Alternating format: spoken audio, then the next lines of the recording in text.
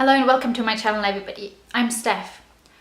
I don't know how it is where you live, but here you can really start to feel summer turning into autumn.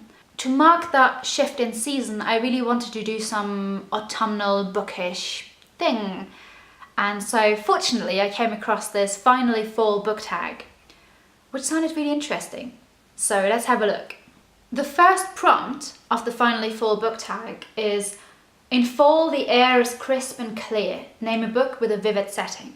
So the book that came to my mind for this, of the books that I read in 2018, was S.A. Chakraborty's City of Brass, which is a story set in 18th century Cairo and follows the character Nari, who doesn't really believe in magic, but then gets drawn into the magical world when she unintentionally calls upon a djinn who transports her across windswept deserts and rivers full of magical creatures into the City of Brass. I listened to this as an audiobook, and the imagery that I had from this was so intense. There were so many magnificent metropolis that have been turned into rubble, or fire creatures fighting each other, fights with stones and dragons, and it's just, well, maybe not dragons, I'm not sure it was a dragon, but it was,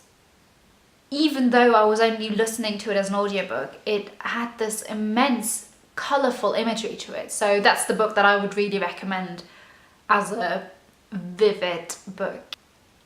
The second prompt for the Finally Fall book tag is: nature is beautiful, but also dying. Name a beautiful book that deals with a heavy topic like loss and grief. And so the book that comes to my mind for this one is The Inexplicable Logic of My Life by Benjamin Alire Saenz, the same author as Aristotle and Dante discover the secrets of the universe. So the Goodreads book description for this book says: the first day of senior year. Everything is about to change. Until this moment, Sal has always been certain of his place with his adoptive gay father and their loving Mexican-American family. But now his own history inexplicably haunts him, and life-altering events force him and his best friend Samantha to confront issues of faith, loss and grief. Suddenly Sal is throwing punches, questioning everything and discovering that he no longer knows who he really is. But if Sal's not who he thought he was, who is he? And so this is a coming-of-age story, as the blurb suggests. And as with the other book by Benjamin Alire Saenz, I just absolutely love the family dynamic and the friendship groups within these books. They're so full of love and acceptance and comfort. This is, as strange as it sounds, a real feel-good book for me in a sense, even though it deals with really, really difficult topics of losing one's family, kind of losing one's identity, and loss, grief, questioning everything. And yet there is so much tenderness within these relationships. So yeah, I really loved this book, as I did Aristotle and Dante discover the secrets of the universe, even though that's a mouthful to say. The next prompt says: fall is back to school season. Name a non-fiction book that taught you something new. And so what comes to my mind for this one is Frans de Waal's Are We Smart Enough to Know How Smart Animals Are?, which I also listened to as an audiobook. And as the title suggests, it deals with animal cognition. And I had not known how the way that we question whether animals are intelligent or how intelligent animals are quite often is fundamentally flawed, because the example he was giving was that there was a certain species of animals that were asked to pick up a rope and pull at it or something. However, what the researchers hadn't really considered was that these animals actually have fingers that are very good for grasping hanging objects as opposed to picking a rope up from a table. And so I think it must have been some form of ape.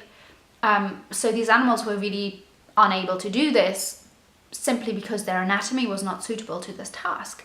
However, when they redesigned the experimental setup, they were very much able to complete this experiment. Or similarly, simply by adapting some of the structure, some of the setup of experiments, it is very much possible to show the cognition of animals in ways that are really, really surprising. And I think what I personally found, I guess, most surprising in a sense was that idea that animals do plan for things. So there was a story of a chimpanzee who was collecting straw even though it was very warm, but she was building her nest kind of thing to keep herself warm. This was before it got cold, so she must have been thinking that, oh, at some point it will get cold, I better build my nest now. And there were also stories of other animals, I can't quite remember which ones they were, but animals being cooperative, being caring for other animals, and just generally a level of camaraderie and empathy that we don't tend to ascribe to animals. And this book really made me think a lot about how for a long time humans have considered non-human species, I think the book says as automata, basically, as something that you do something to and it reacts in a certain way, as opposed to something that has a will of their own and that plans, that has empathy, that cares for other creatures. And so this was really, really interesting to me. The fourth prompt is, in order to keep warm, it's good to spend some time with the people we love. Name a fictional family, household, or friendship group that you'd love to be part of. And so you can probably already imagine that this was the book I was referring to earlier, Aristotle and Dante Discover the Secrets of the Universe by Benjamin Alire Saenz, because he has an absolute gift for writing really loving and lovable characters. And particularly in this book, there is so much love between the characters, so much gentleness and acceptance and just care for each other. And I don't think I've ever read a book that was mostly focusing on kind of teenage characters in which I also absolutely love the parents. I think that's quite a rare thing, and that happened for me in that book. So if I could pick a fictional family or friendship group, I would want to be in Benjamin Alire Saenz books, because they're just so warm, they're just so, I want to be part of your family. Prompt number 5 is, the colourful leaves are piling up on the ground. Show us a pile of fall-coloured spines. As I mentioned in my September TBR, which I will be linking up here, I tend to read quite a lot of ebooks and not quite that many physical books, though I'm getting back into reading physical books as well now. And so I don't actually have that many beautiful autumnal spines. However, this is the collection I came up with.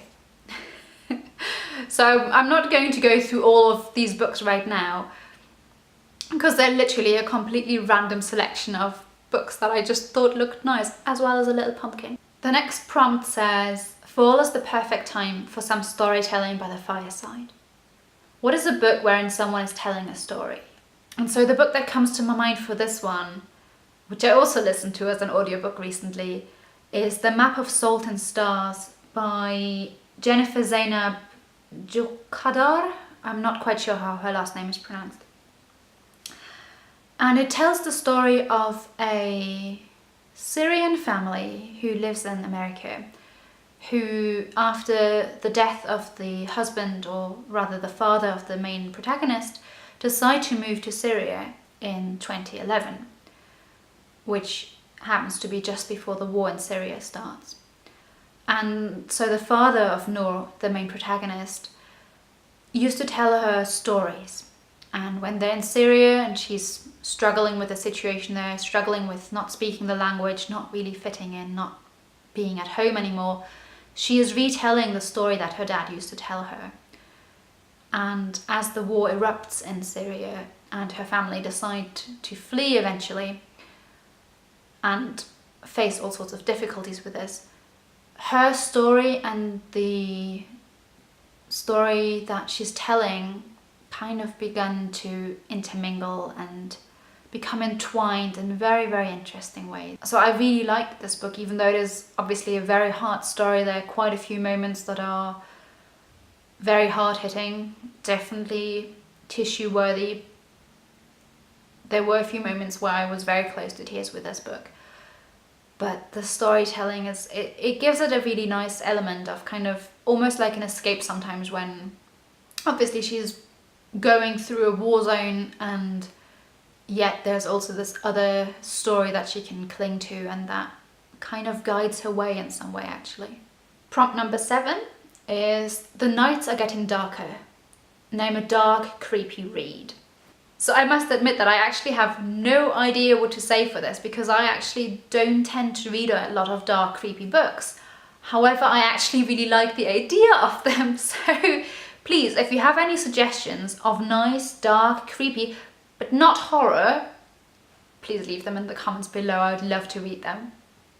The next prompt says: the days are getting colder. What is a short, heartwarming read to warm up someone's cold, rainy day? And so what came to my mind for this one is: everybody's an aliebn when you're everyone's a aliebn when you're an I can't read it. Everyone's a aliebn when you're a aliebn too. A book by Jomny Sun. And this is absolutely adorable. It says, here's the unforgettable story of Jomny, an alien sent to study Earth. After feeling apart even among the other aliens, Jomny feels at home for the first time among the creatures of Earth. The characters are unique and inventive. A bear is tired of other creatures running in fear. An egg struggles to decide what to hatch into. A puppy is unable to express its true feelings. Bees think long and hard about what love means. Birds try to eat the sun. Nothingness questions its own existence. A ghost comes to terms with dying, and an introverted hedgehog slowly lets Jomny see its artistic insecurities. At the same time, Jomny's curious presence allows these characters to open up in ways they were never able to before, revealing the power of someone who is just there to listen.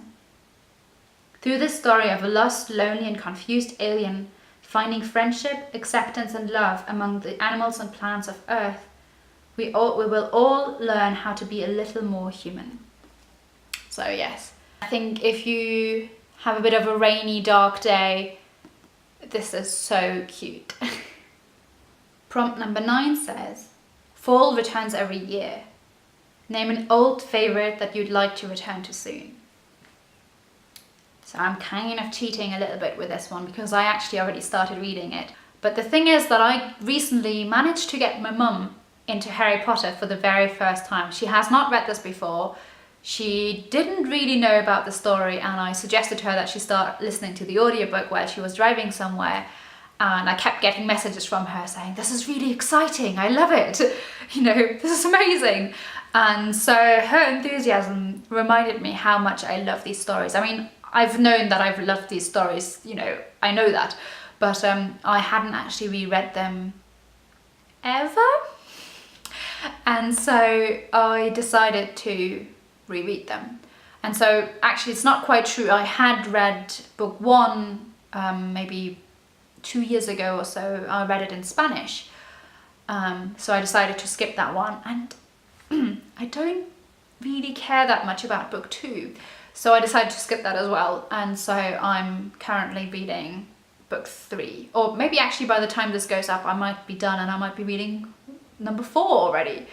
But so yes, I want to read Harry Potter again, because I mean, it's an old favourite. Yes, you could call it an old favourite. It's amazing. It's so nice reading it again and being reminded a little bit of the feelings I had when I first read this. So yes. Prompt number 10 says, fall is the perfect time for cozy reading nights. What are your favourite cozy reading accessories?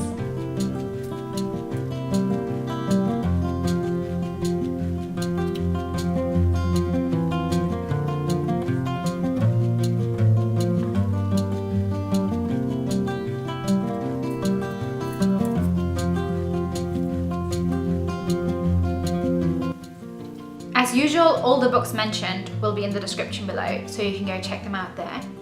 If you'd like to participate in this tag, consider yourself tagged. What are some of your favourite autumnal reads, or some books that you're planning to get back to because they're old favourites? Let me know in the comments below.